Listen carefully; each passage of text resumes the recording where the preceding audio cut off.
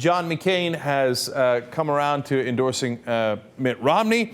Newt Gingrich is, of course, already using one of John McCain's old ads against Mitt Romney, or his super PAC is.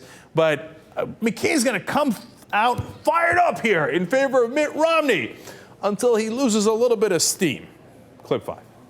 Our message to President Barack Obama is you can run, but you can't hide from your record of making this country bankrupt, from destroying our national security, and to making this nation one that we have to restore with Mitt Romney as President of the United States of America.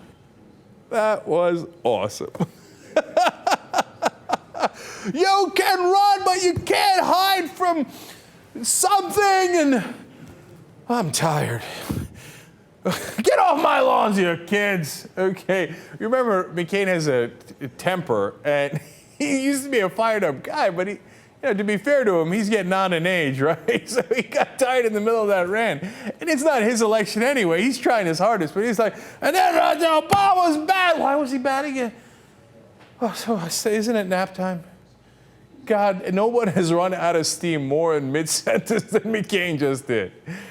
All right, so now remember, he gets confused from time to time, but he did back in 2008 too. You remember this famous moment from the 2008 campaign? Senator Obama's supporters have been saying some pretty nasty things about Western Pennsylvania lately. And you know, I couldn't agree with them more. I couldn't disagree with you. I couldn't agree with you more than the fact that Western Pennsylvania is the most patriotic, most God-loving, most patriotic part of America. And this is a great part of the country. Johnny McCain, come on, man. It's all right, dog. Take a load off, man. Go retire or something. You served your country. I mean, you got tortured for your country. And no disrespect in that sense, man. But it's time. You know, I couldn't agree with Barack Obama more or disagree with him. I hate you. I mean, I love you. Pennsylvania's a great state.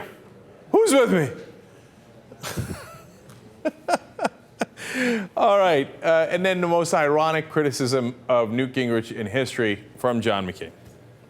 I hesitate to give any advice since I did not win finally in my race, but I think you've got to be careful about being too angry. I've never called an opponent of mine a liar. That's just sort of a line that we don't usually cross. I think the people in New Hampshire want to hear your views and your vision for the future rather than, frankly, attacks on other candidates.